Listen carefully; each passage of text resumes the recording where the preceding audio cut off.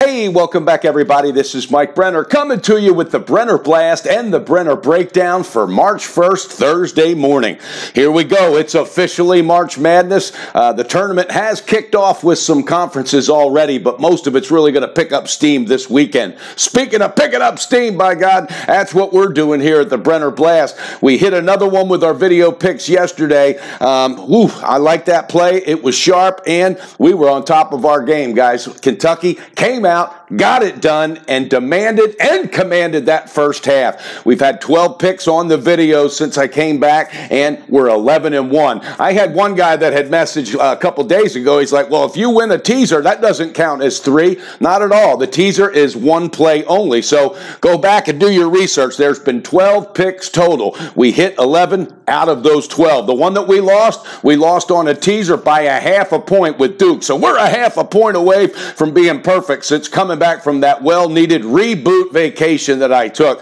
Also, I had 3 guys reach out to me and direct messages and said, Brenner, I've been saying some negative stuff on the comments, this and that. Hey, forgive me. I'm sorry I was frustrated. You're damn right. I understand it. It is a frustrating business. But guys, this is a marathon. It's not a sprint. But you know what? I can handle that frustration. Throw it on my shoulders, by God. There's no quit on this team. We just needed to reboot, and I think we've done so in a big fashion. Also, I had 2 picks for my package picks. We had the NBA and the college basketball packages, and you can reach me at MikeBrennerSports@gmail. Send me an email at MikeBrennerSports@gmail.com. But we had 2 picks. I had Houston Rockets, so those guys that came on board, they liked that when we had them in the first half. They were up by like 19 points or something at the first half. And also, I had OKC on the first half, which really turned out sharp because they completely dominated that first half. They went into halftime up by 10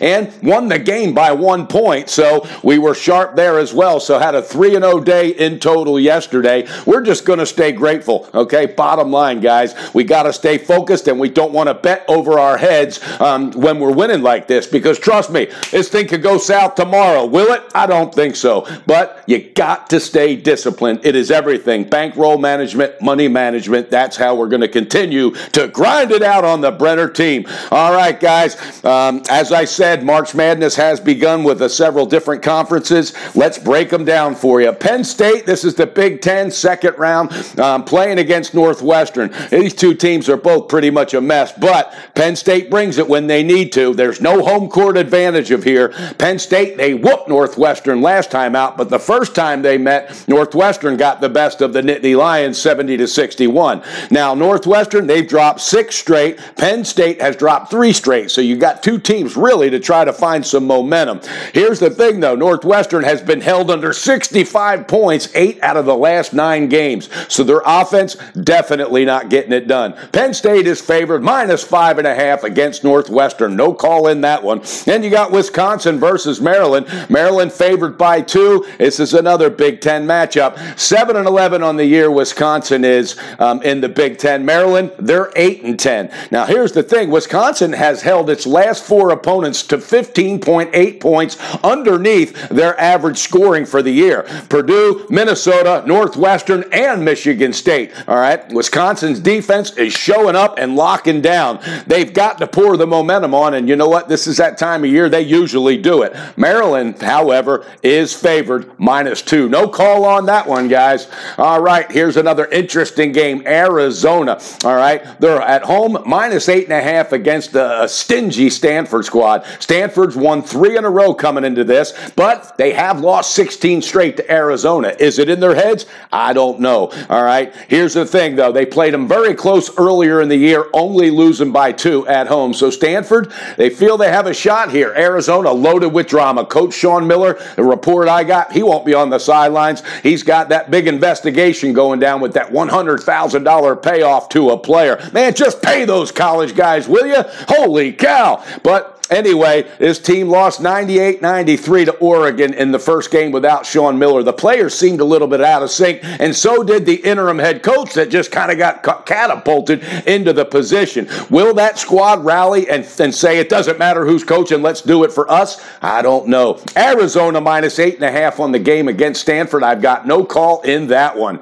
All right, here we go. Another interesting one. Number 1, Virginia taking on Louisville at Louisville. Virginia 9-1 ATS its last 10. Louisville, they're 4-6 ATS their last 10, but they're 9-7 in the ACC, and Louisville can start playing some dangerous ball. They've got the talent. They badly need this win, all right? And they beat Virginia Tech 75-68 on Saturday. They can't look ahead, though, because, by God, they got to go play at North Carolina State against that Wolfpack on Saturday. Virginia, on the other hand, just clinched their 3rd straight ACC title. They better make sure that they're not, exhausting, exhaling, and taking a break here, because even though they're 15-1 in the ACC, which my hat is off, this is going to be a tough environment. Virginia, number 1 in the country, favored -4 in this one. I've got no call on that one. Then, talking about North Carolina State, they're going to play at Georgia Tech. North Carolina State is really rolling offensively. Their last 5 games, they've shot 50% or better, winning 4 out of those 5. The offense was 33 for 66 versus Florida State their last time out, so they're definitely playing with confidence on the offensive side. Now, Georgia Tech, all right, they lost their top 2 freshmen, Alvarado and Haywood. They're 1-11 straight up their last 12. Coach Josh Pastner, he's not only dealing with that sexual abuse allegations, he's got a team that missed 13 freaking layups the other day. Are you kidding me? How do you miss 13 layups? I mean, by God, I think me and part of our team out there could hit at least 5 of those 13. I'm just kidding. I know it's tough in that division, but you got to straighten up. That team is just really at a free fall. They're 11-18 this year. They're not playing consistent whatsoever, and only 4-12 in the ACC. On the full game, it's North Carolina State -4. I've got no call in that one, but I do have a call on the NCAA tournament for one of today's games. Make sure you hit me up. Again, MikeBrennerSports@gmail.com. You don't want to miss it. We knocked 2 out of the park yesterday in the NBA, and I'm telling you right now, we're going to take that momentum and roll it once again into college basketball. All right, let's talk about some NBA. It's a small slate, only 4 games on the board. You've got the Lakers at the Heat. Lakers 26-34, winners of 3 straight. They've been bottom-tier type of teams, though. Brandon Ingram is really picking up steam, and he's playing very good. Overrated Lonzo Ball. He had a good game last time out. Well, hell, it's about time. His dad put this kid on a pedestal like he's better than LeBron, better than Jordan. Hell, he's shooting 36% for the year. That's it. That's nothing to brag about. And you know what? I don't take it out on that kid. It's not his fault. He's had a father that's pressured him his whole life. So actually, my hat's off to him to be able to withstand that. Luke Walton doing a great job teaching these youngsters, but you're playing against at a Miami team that's really starting to believe in itself. 32-29 on the year, so they got some work to do. They're holding on to that 8th spot. D-Wade, turn back time last time out. That's right, Dwayne Wade, since he got acquired from the Heat, he's really struggling. But the last game against the Sixers, he scored 27 points in 25 minutes, hit the game winner, and Eric Spoelstra said, that's the guy we remember. He said in practice, players were stopping and going, holy shit, did you see that? Dwayne Wade can bring it when he wants. It's a whole different role for him here now in Miami than he was when he was with Cleveland. That project didn't work out. Heat are favored -3.5. All right, they're 5-0-1. Their last 6 games, ATS, the Miami Heat. I don't have a call in that, but it is the Heat -3.5 against the Lakers. Then you got the who cares game. That's got to be careful with a game like this. Brooklyn at Sacramento. You know, these teams, what's it going to take for these guys to put together a quality team? Brooklyn, that owner came in years ago, built that big Barclays Center, bought all those sharp contracts from all those big players, the older veterans. They can't win. I don't even think they've had a winning season. Sacramento, on the other hand, all right, they're struggling as of usual. And what they did was got rid to one of the best coaches, Mike Malone. That was a bad move. They've paid for it ever since. Brooklyn favored -1 on the road, but I certainly don't have a call in that. Then you got Minnesota going to play at Portland. Portland's healthy, 6-4 ATS its last 10. They're favored at home, -4.5. Minnesota, they're learning to live without Butler. They got a lot of talent on that team. I think they're going to do quite well. But this is one of them games I got to sit back. D. Lillard's getting into that zone. Minnesota loaded with talent, but they got to make sure they stay focused on defense. And Coach Tom Thibodeau, that's his specialty, so that could be a battle. All right, guys. Then we've got one play here that I really like. All right.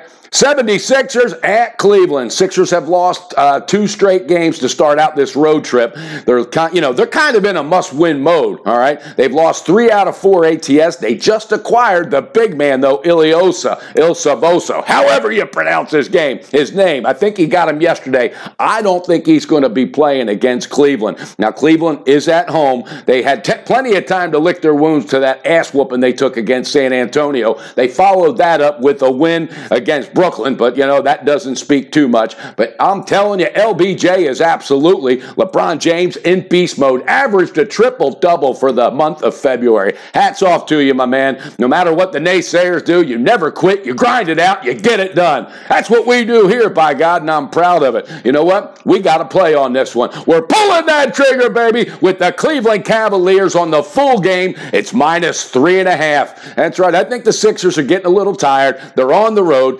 Cleveland, again, acquired those 4 players. They're learning how to play together, so I like it. That's right, guys. One play. We're going to knock it out of the park again. Let's go for 12 out of 13, all right? Cleveland Cavaliers, we're pulling that trigger, like I said, full game, -3.5. All right, hit me up if you will, guys. Mike Brenner Sports at gmail.com. You don't want to miss what we have for NCAA tonight. And also, I got an NBA pick. Ooh, it looks sharp. And we hit 2 yesterday for our package plays. We swept the board 3-0 yesterday between the video and the package plays, so don't miss it. Most importantly, it's coming up on that weekend, all right? Pay it forward. Spend that quality time with your family, all right? Schedule some events with your family. Do some things, and along the way, reach out and help out a total stranger. It goes a long way in life. All right, guys, bet responsible. Beat your bookie and build that bag back up with Brenner because we're getting it done. And don't forget, the Brenner Blast and the Brenner Breakdown is coming to you, baby.